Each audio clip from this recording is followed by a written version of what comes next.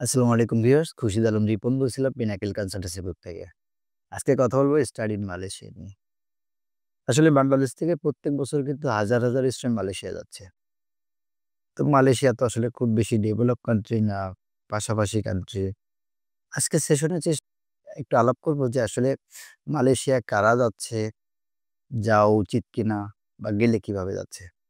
আমরা সবাই কিন্তু জানি যে মালয়েশিয়াতে আইএলটিএস লাগে না, মালয়েশিয়াতে ব্যাংক স্টেটমেন্ট লাগে না। মালয়েশিয়াতে খুব কুইক টাইমে ভিসা হয়, অলমোস্ট 100% ভিসা।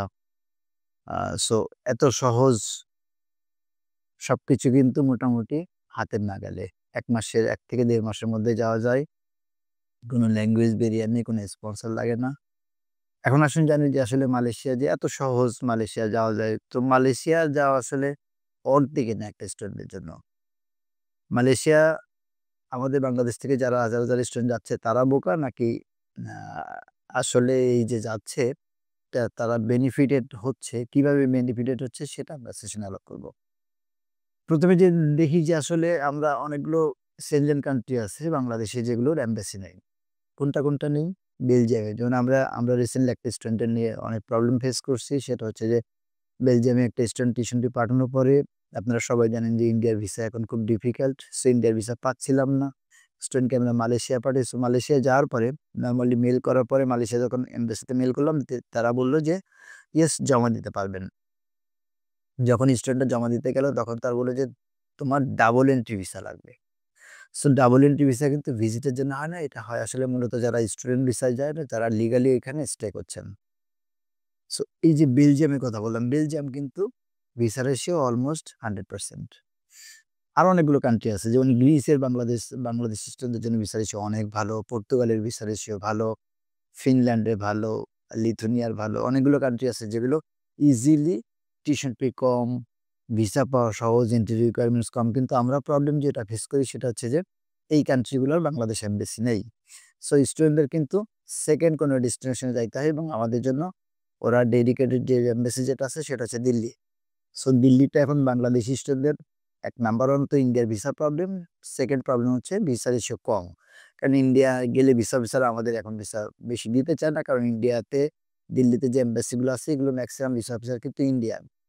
সুতরাং মালয়েশিয়া যারা যাচ্ছেন তারা কিন্তু মালয়েশিয়ায় যদি স্টুডেন্ট ভিসা থাকে তখন আপনি কিন্তু লিগালি ওই দেশ থেকে যেকোনো এমবাসি ফেস করতে পারবেন এবং ভিসা রেশিও অনেক ভালো। সো এই প্রবলেম যেগুলো আছে যে যারা মনে করেন যে সেনজেন একটা কান্ট্রিতে ঢুকতে চান তারা কিন্তু চাইলেই উইথআউট আইএলটিএস আপনি কিন্তু মালয়েশিয়া চলে যেতে পারেন। মালয়েশিয়াতে ১ টা বছর পড়ার পরে অথবা ২ টা সেমেস্টার সাকসেসফুলি কমপ্লিট করার পর অথবা ১ সেমেস্টার পড়ার পরেও কিন্তু আপনি অনেকগুলো দেশে ট্রাই করতে পারেন। যেমন মাল্টার বাংলাদেশ থেকে ভিসা রেশিও হয়তো অনেক ভালো না বাট মালয়েশিয়া থেকে কিন্তু ভিসা রেশিও ভালো। হাঙ্গেরি, হাঙ্গেরি তারপর হচ্ছে যে যে কান্ট্রি অনেকগুলো কান্ট্রি আছে যেগুলো মালয়েশিয়া থেকে কম্পেয়ার যদি আমরা করি বাংলাদেশের সাথে ভিসা রেশিও তাহলে কিন্তু মালয়েশিয়া থেকে ভিসা রেশিও অনেক ভালো। সুতরাং যারা ভালো কোনো কান্ট্রিতে যাইতে চান তারা কিন্তু মালয়েশিয়াটাকে একটা রুট বা পাথওয়ে হিসেবে ইউজ করতে পারেন। এই গেল একটা ক্যাটেগরি স্টুডেন্ট।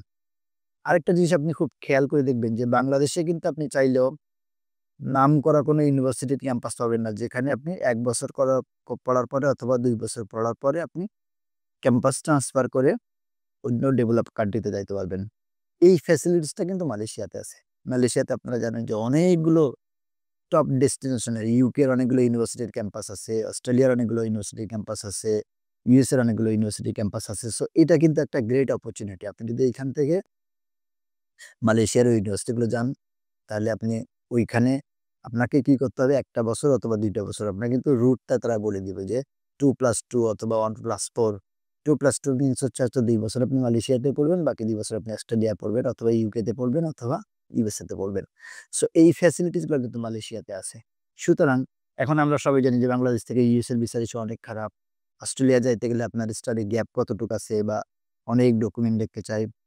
সো সুতরাং যদি আপনি মালয়েশিয়াতে এরকম কোনো ইউনিভার্সিটির ক্যাম্পাসে যান যেখানে আপনি ১ বছর বা ২ বছর পড়ার পরে যখন আপনি ক্যাম্পাস ট্রান্সফার করবেন তখন কিন্তু আপনার আর ল্যাঙ্গুয়েজ রিকোয়ারমেন্টস টা থাকছে না। তখন কিন্তু ভিসা রেশিওটা অলমোস্ট 100% হয়ে যাচ্ছে।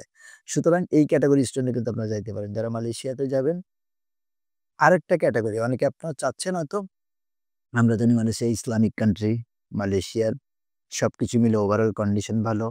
আ অনেক যারা মালয়েশিয়ায় আছেন তারা জানেন যে মালয়েশিয়ায় থাকাটা লাক্সারিয়াস লাইফ ও লিড করতে পারবেন। আর এট দ্য সেম টাইম আপনি সিকিউরড লাইফ লিড করতে পারবেন।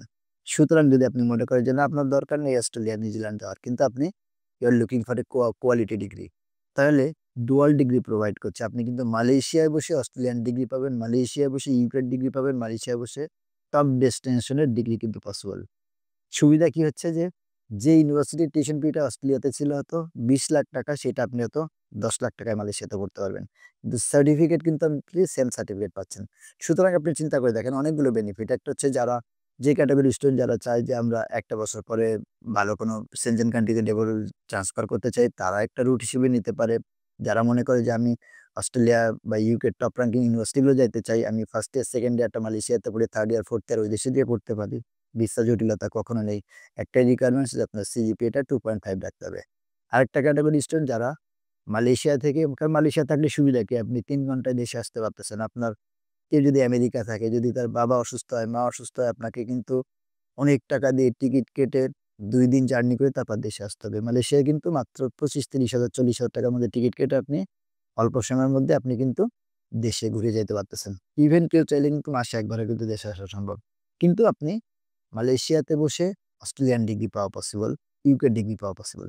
সো সবকিছু মিলিয়ে আমি মনে করি মালয়েশিয়া এই স্টুডেন্ট যারা যাচ্ছে তারা আ ভালো ডিসিশন নিচ্ছে।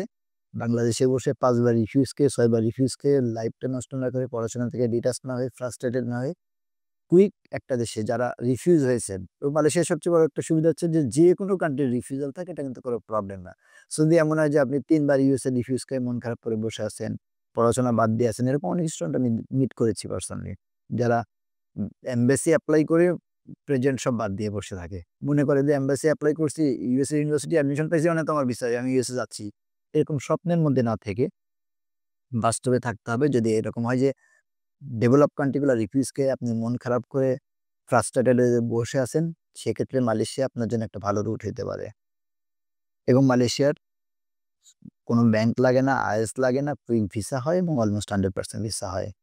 সুতরাং আমাদের পিনাকেল থেকে যদি কেউ মালয়েশিয়া এপ্লাই করতে চান, আমরা কিন্তু টপ টু বটম যেকোনো ইউনিভার্সিটির কলেজ, ইউনিভার্সিটি সবগুলোতে আমাদের মাধ্যমে প্রসেস করতে পারবেন।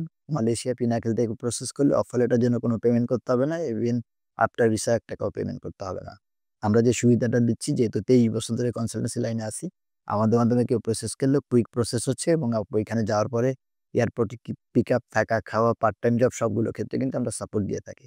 ইভেন যারা ওই দেশে যাওয়ার পরে নেক্সট ফার্দার যদি আপনি কোনো সেনজেন কান্ট্রিতে ডেভেলপ করতে চান, কোনো ক্রেডিট ট্রান্সফার করতে চান অথবা অন্য কোনো দেশে মুভ করতে চান, টোটাল সেই ক্ষেত্রেও কিন্তু পিনাকেল আপনার পাশে থাকবে এবং টোটাল প্রসেসটি আমরা পিনাকেল থেকে এইখানে বসে হেল্প করে থাকবো।